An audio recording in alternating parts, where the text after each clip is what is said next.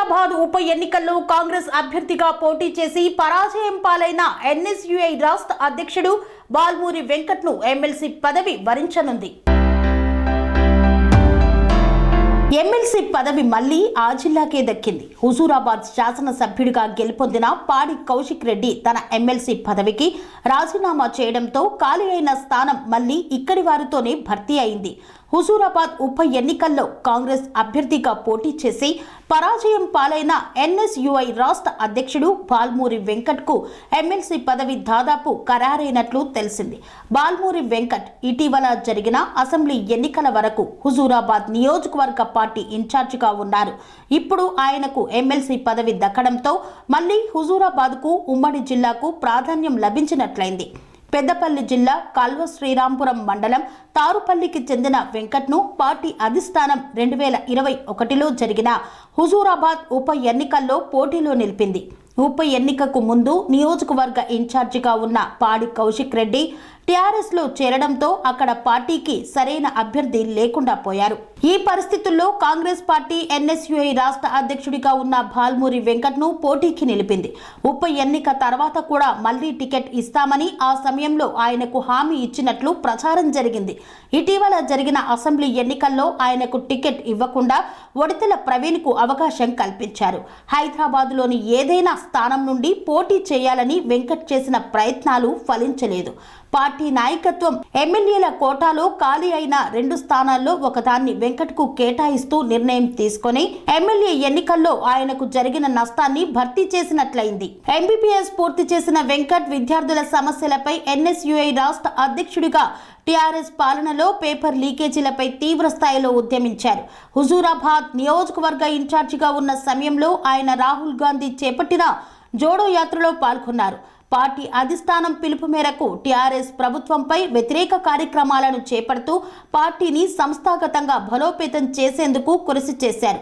తెలంగాణ ఎమ్మెల్యేల కోటాలో ఎమ్మెల్సీ 2 స్థానాలకు బాల్మూరి వెంకట్, అద్దంకి దయాకర్కు కాంగ్రెస్ పార్టీ పోటీకి నిలుపుతూ నిర్ణయం తీసుకున్నట్లు సమాచారం.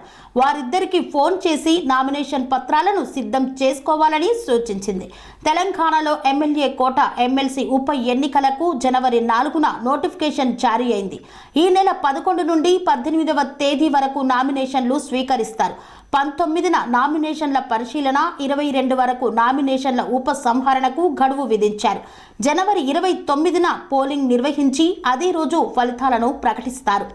హుజూరాబాద్ నియోజకవర్గానికే మళ్లీ ఎమ్మెల్సీ పదవి దక్కింది. బాల్మూరి వెంకట్కు ఎమ్మెల్సీగా అవకాశం కల్పిస్తూ కాంగ్రెస్ అధిష్టానం నిర్ణయం తీసుకుంది. గతంలో పాడి కౌశిక్ రెడ్డికి హుజూరాబాద్ నుండే ఎమ్మెల్సీగా అవకాశం లభించింది. కాంగ్రెస్ పార్టీ హుజూరాబాద్ నియోజకవర్గ ఇన్ఛార్జిగా పనిచేసిన బాల్మూరి వెంకట్కు ఆ పార్టీ ఎమ్మెల్సీగా అవకాశం కల్పించింది. 2018 అసెంబ్లీ ఎన్నికల్లో కాంగ్రెస్ పార్టీ అభ్యర్థిగా పోటీ చేసి ఓడిపోయిన పాడి కౌశిక్ రెడ్డి అనూహ్య రీతిలో బీఆర్ఎస్ పార్టీలో చేరి ఎమ్మెల్సీ పదవి పొందారు. 2021 ఉప ఎన్నికల్లో కాంగ్రెస్ అభ్యర్థిగా పోటీ చేసి ఓటమి పాలైన బాల్మూరి వెంకట్కు కూడా ఎమ్మెల్సీగా అవకాశం ఇస్తున్నట్లు కాంగ్రెస్ అధిష్టానం నుండి సంకేతాలు వెలువడ్డాయి.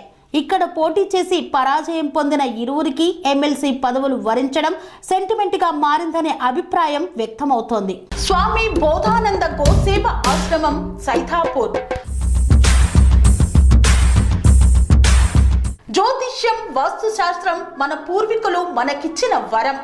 దుర్గాదేవి, కాలభైరవ ఉపాసనతో వాక్సిద్ధి పొందిన శ్రీ శ్రీ బోధానందగిరి స్వామివారు మీకు ఎలాంటి సమస్యలున్నా, వాటిలో ముఖ్యంగా ధన నష్టం, ఆరోగ్య నష్టం, భార్యాభర్తల మధ్య గొడవలు, ప్రేమించుకున్న వారు దూరం అవడం, ఎన్ని సంబంధాలు వచ్చినా పెళ్లి ముడి పడకపోవడం, రోడ్డు ప్రమాదాలు, అప్పుల బాధలు, వ్యవసాయంలో నష్టాలు, పెద్దల మాట పిల్లలు వినకపోవడం, ఆరోగ్య శాంతి, గృహశాంతి, మనశ్శాంతి లేకపోవడం, ఇలాంటి సమస్యలు ఉన్నట్లయితే ఒక్కసారి స్వామీజీని కలవండి. మీ సమస్యలకు తగిన పరిష్కారాన్ని పొందండి.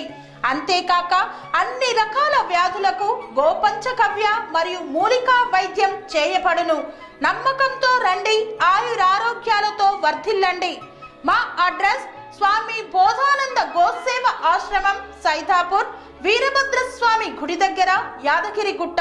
సంప్రదించవలసిన నెంబర్ 98492137 9654 మరియు 9618034138.